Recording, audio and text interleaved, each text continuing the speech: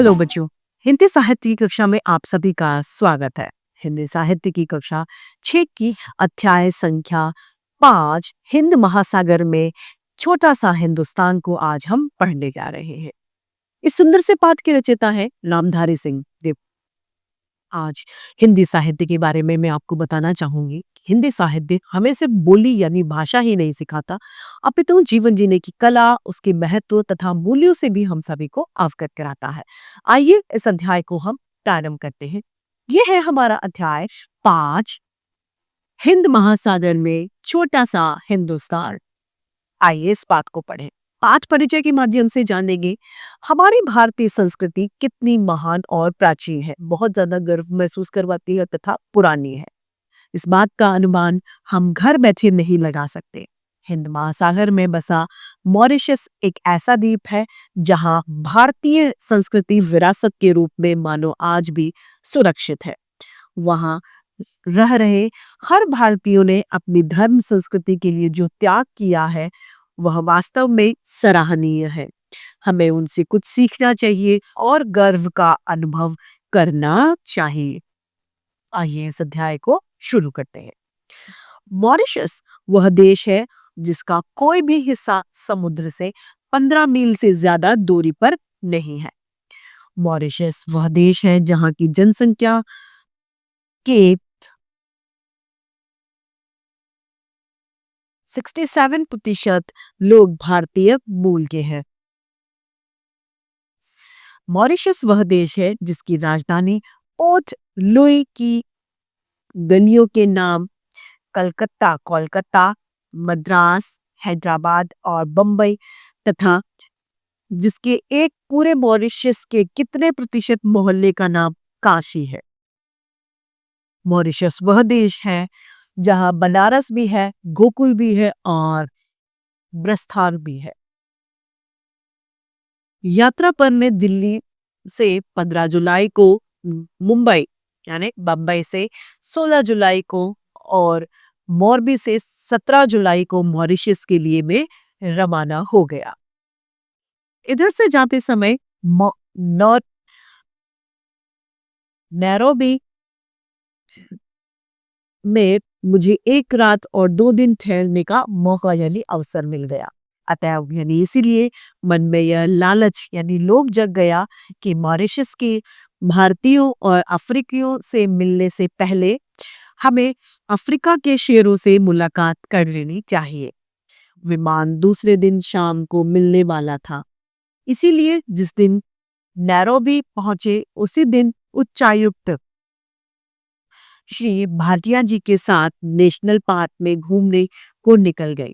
Nairobi का national park चिड़ियाघर नहीं है। क्या है? चिड़ियाघर नहीं है।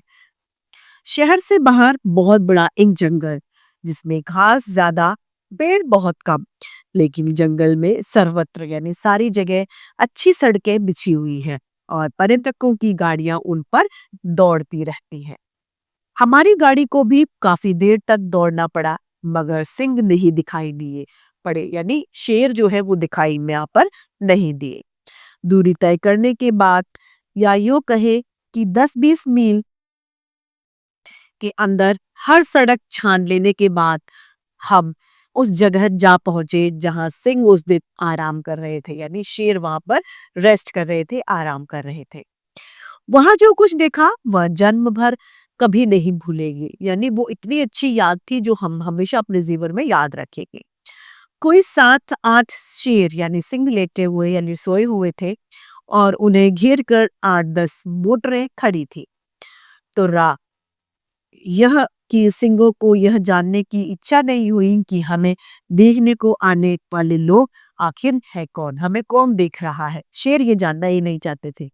मोटरों के शीशे चढ़ाकर उनके भीतर बैठे लोगों की और सिंहों ने कभी दृष्टिपात नहीं किया। उनकी आंखों से आंखें नहीं मिली, मानो हम लोग तुच्छ हो, छोटे हो और उनकी नजर में आने के योग्य बिल्कुल भी नहीं हो। हम लोग वहां आधा घंटा रुके इन ठहरे। इस बीच एक सिंह ने उठकर जवाई ली यानी अंगड़ाई ली, दूसरे की शरीर को ताना और तीसरे ने सोई हुई सीढ़ियों की देह चाटी, मगर हमारी ओर किसी ने भी नहीं आंख उठाई, किसी ने भी हमें नहीं देखा। हम लोग पेड़ पौधे और खरपात से भी बदतर समझे गए, यानी हमारी उनकी नजरों में कोई वैल्यू ही नहीं थी। वो हमें कोई वैल्यू नहीं दे रहे थे। इतने में कोई मील भर की दूरी पर हिरणों का एक झुंड दिखाई पड़ा, जिसके बीच में एक जिराफ खड़ा हुआ था। अब दो दमाम शेर उठे और दो और चल दिए।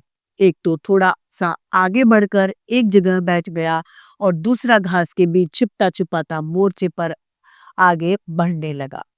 हिरणों के झुंड ने ताड़ लिया, यानी देख लिया कि उन पर शेरों की नजर पड़ी है। इसीलिए वे चरना भूल कर, यानी वो अब जो घास चर रहे थे हिरण, वो चरना भूल गए और चौकन्ने हो उठे, यानी सतर्क हो गए। फिर ऐसा हुआ कि झुंड से छूटकर कुछ हिरण एक तरफ को भाग निकले, मगर बाकी जहां के तहां खड़े रहे। इच्छा तो यह हुई कि हम लोग देर तक रुके और देखें क्या होता है, लेकिन समय 6 बजे से ऊपर हो गया था और 7 बजे नेशनल पार्क के फाटक यानी दरवाजे बंद हो जाते हैं। फिर यह बात थी कि शिकार तो सिंह यानी शेर सूर्यास्त के बाद ही किया करते हैं, और शिकार वे झुंड का नहीं करते बल्कि उस जानवर का करते हैं जो भागते हुए झुंड से बिछड़ जाते हैं, अलग हो जाते हैं। अब यह बात समझ में आई कि हिरण भगाने को निरापद नहीं समझकर एक गोले में क्यों खड़े थे। नैरोबी से मॉरिशस तक हम बीओएससी के विमान में उड़े। यह विमान नैरोबी से 4 बजे शाम को उड़ा और 5 घंटे की निरंतर यानी लगातार उड़ान के बाद में वह मॉरिशस पहुंचा। तब वही रात के लगभग 10 बज रहे थे। रात थी, अंधेरा था, पानी बरस रहा था यानी बारिश हो रही थी, मगर तब भी हमारे स्वागत में काफी लोग वहां पर खड़े थे। हवाई अड्डे के स्वागत का समा देखकर यह भाव जगे बिना नहीं रहा कि हम जहां आए हैं वह छोटे पैमाने पर भारत ही है, यानी वहां पर भारतीय मूल के लोग बहुत ज्यादा है। चूंकि मॉरिशस के भारतीयों में से अधिकांश बिहार और उत्तर प्रदेश के लोग हैं, इसीलिए हिंदी का मॉरिशस में व्यापक प्रचार है। मॉरिशस की हिंदी प्राचीन जीवित जागृत संस्कृति है, जीवित जागृत संस्था है। मॉरिशस की भाषा अंग्रेजी, लेकिन बोलचाल की भाषा क्रोयोल है। क्रोयोल क्रायोल के बाद मॉरिशस की दूसरी जनभाषा भोजपुरी की ही मानना पड़ेगा। प्राय सभी भारतीय भोजपुरी बोलते अथवा उसे समझ लेते हैं। यहाँ तक कि भारतीयों के पड़ोस में रहने वाले चीनी भी भोजपुरी बखूबी बोल लेते हैं। लेकिन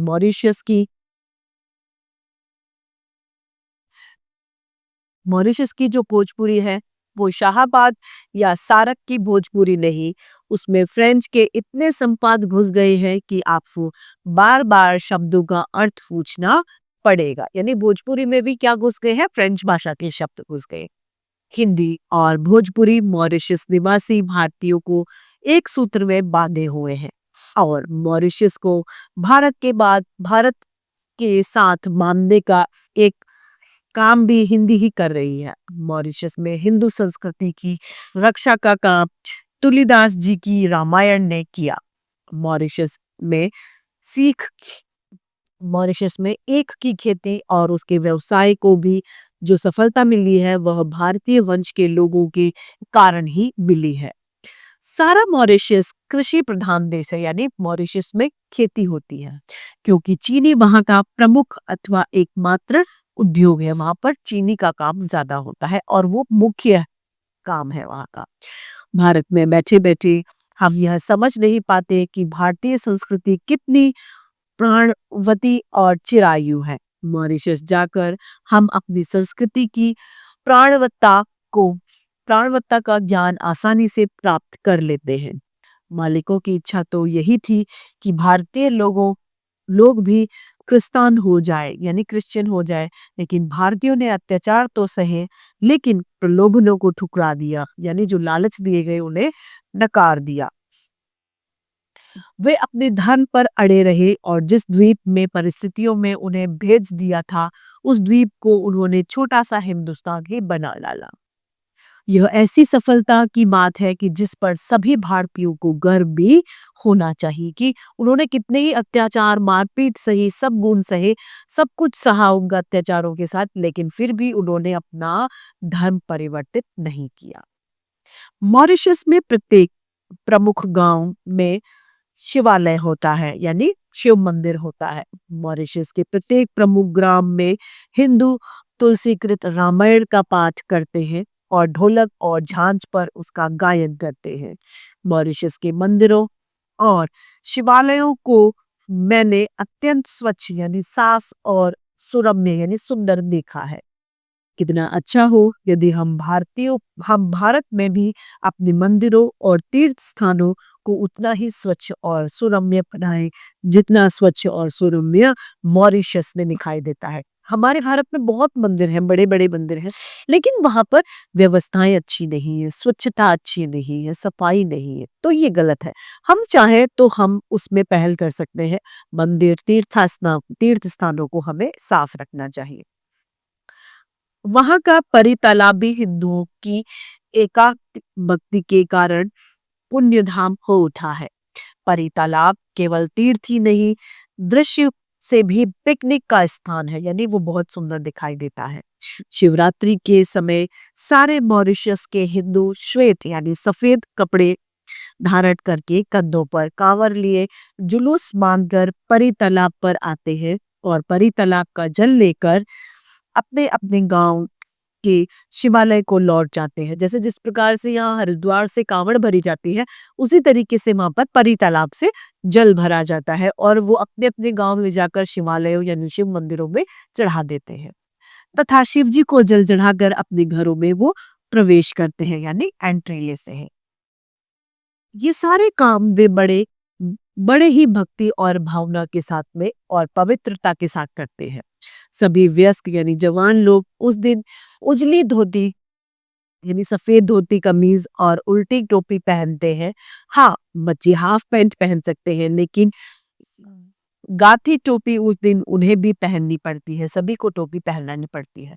परी तालाब पर चलने वाला यह मेला मॉरिशस के प्रमुख आकर्षणों में से एक है और उसे देखने को अन्य धर्मों के लोग भी बहुत यानी काफी संख्या में वहां पर नजर आते हैं।